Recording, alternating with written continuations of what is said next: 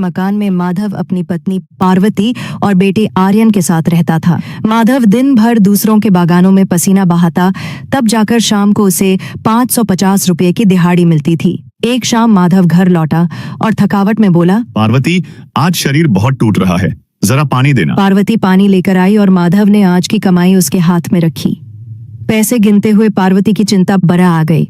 उसने धीमे स्वर में कहा, अजी, आर्यन अब बड़ा हो रहा है, उसकी स्कूल की फीस और किताबों का खर्च बढ़ता जा रहा है। ये 500 से 600 रुपये में अब गुजारा नहीं हो पाता, कुछ बचा भी नहीं पा रहे हम। माधव झुंझलाकर बोला, बचत की बात मत करो पार्वती, हमारे पास पेट भरने के पैसे कम पड़ रहे हैं और तुम भविष्य की बात करती हो। जो होगा देखा जाएगा। नहीं जी, मैंने सुना है शहर से आए कबीर बाबू बता रहे थे कि अगर हम हर दिन के थोड़े पैसे भी बचाएं तो वो आने वाले समय में एक सहारा बन सकते हैं। अगले कुछ दिन माधव के लिए बहुत भारी रहे। भारी बारिश के कारण बागानों में काम बंद हो गए। 4 दिनों तक माधव खाली हाथ घर लौटा। घर में राशन खत्म होने की कगार पर था। नौबत यहाँ तक आ गई कि आर्यन को भूखा देख पार्वती को अपनी सहेली से आटा उधार मांगना पड़ा। जब माधव को यह पता चला तो उसका स्वाभिमान जाग उठा। उसे एहसास हुआ कि पार्वती सही कह रही थी। बिना बचत के जीवन एक ढलान की तरह है, जहां कभी भी पैर फिसल सकता है। अगली सुबह माधव चाय की दुकान पर बंसी काका से मिला। माधव को उदास देख काका ने उसे अपने पोते कबीर से मिलवाया। ने माधव की समस्या सुनी और कहा, माधव चाचा, आप मजदूरी के भरोसे कब तक रहेंगे? क्यों ना आप अपनी छोटी सी दुकान या रेहड़ी लगा लें। अब कुछ नहीं बोला, पर उसके मन में एक बीज पड़ चुका था। उसी रात आसमान में बादल घिर आए, तेज हवा चली, बिजली कड़की और माधव को नहीं पता था कि यही बारिश उसकी जिंदगी की दिशा बदलने वाली है। अगली सुबह सूरज निकलते ही माधव उठ गया। उसने पार्वती से कहा, आज मैं मजदूरी पर नहीं जाऊंगा। आज मैं अपने लिए कुछ मांगने जा रहा हूं। अगर जमीन मिल गई तो मेहनत भी हमारी होगी और फसल भी। पार्वती ने उसकी आंखों में देखा। डर भी था, लेकिन उससे ज्यादा भरोसा। जाओ जी, मेहनत मांगने में कभी शर्म नहीं होती। जमीन मांगोगे तो रोटी उगेगी। जमींदार के दरवाजे पर माधव गांव के सबसे बड़े जमींदार हरिराम सिंह के घर पहुंचा। ऊंचा मकान, बड़ा आंगन, चारों तरफ रौब। माधव ने झुककर कहा, मालिक, आपकी खेत की जो जमीन खाली पड़ी है, अगर कुछ महीनों के लिए मुझे उधार दे दें तो मैं मेहनत से फसल उगा दूंगा।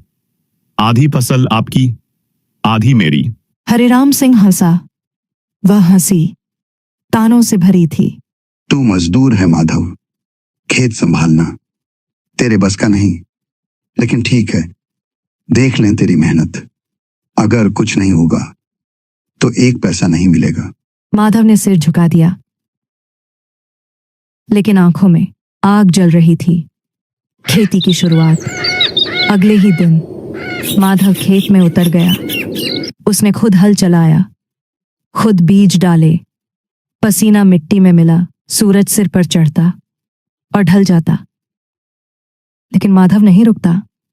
गांव वाले कहते, इतनी मेहनत बेकार जाएगी। माधव कुछ नहीं बोलता। पार्वती का साथ। पार्वती भी खेत में पहुंच जाती। वह पानी लाती, बीज चुनती, घास साफ करती। यह जमीन उधार की है, लेकिन मेहनत अपनी है। माधव जानता था कि जमीन उसकी नहीं है, पर पसीना उसका है। जब मेहनत अपनी हो तो भगवान भी साथ देता है।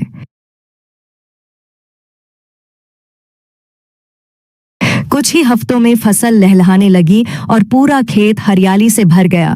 बीज पौधों में बदले, पौधे बालियों में और मेहनत उम्मीद में बदल गई। हर गुजरने वाला रुक कर देखने लगा और गांव में चर्चा होने लगी कि माधव की फसल इस बार कुछ अलग ही लग रही है। इतनी अच्छी फसल, यह नामुमकिन है। एक साधारण मजदूर इतनी शानदार खेती नहीं कर सकता। जरूर किसी ने इसे पैसा दिया होगा या कोई चाल चल रहा है। मेरी जमीन पर खड़ा होकर कोई मेरे बराबर कैसे हो सकता है? मुझे इस बात की जांच करनी होगी, वरना गांव में मेरी इज्जत पर सवाल उठने लगेंगे।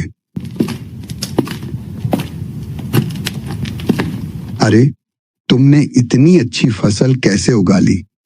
क्या तुमने इसमें कोई दवा का छिड़काव किया है? मैंने तुमसे कहा था ना कि कोई भी काम मुझसे पूछे बिना मत करना। या फिर तुमने किसी से पैसे की मदद ली है क्या? मैं तो सालों से इस जमीन पर खेती करता आ रहा हूं, लेकिन ऐसी फसल मैंने कभी नहीं देखी। सच सच बताओ, इसमें क्या राज है? क्या तुम मुझसे आगे निकलना चाहते हो? मालिक, मैंने किसी से कोई मदद नहीं ली। मैंने सिर्फ अपने हाथों से काम किया है। सुबह सूरज से पहले खेत में उतरता हूं और रात अंधेरा होने पर लौटता हूं। मैंने मिट्टी को समझा है, उसे समय दिया है। अगर फसल अच्छी हुई है तो वह मेहनत की वजह से है।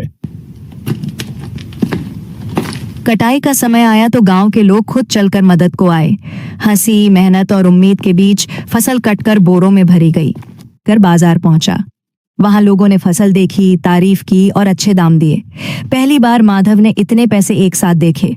उसकी आंखें भर आईं, क्योंकि यह सिर्फ पैसा नहीं था, यह उसकी मेहनत की जीत थी।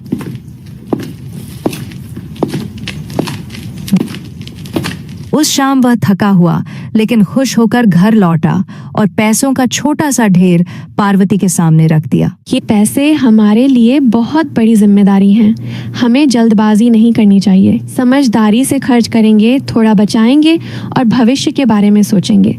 मेहनत से जो मिला है उसे संभाल कर रखना जरूरी है, क्योंकि मुश्किल समय बिना बताए आ जाता है। माधव को इस बात का जरा भी अंदाजा नहीं था कि सफलता के साथ दुश्मनी भी बढ़ जाती है। अगर यह यूं ही आगे बढ़ता रहा तो कल यह मजदूर मेरे सामने सिर उठाकर खड़ा होगा। लोग इसकी मिसाल देंगे और मेरी बात नहीं सुनेंगे। यह मेरे लिए खतरा बनता जा रहा है। इसे यहीं रोकना होगा, वरना यह आग पूरे गांव में फैल जाएगी।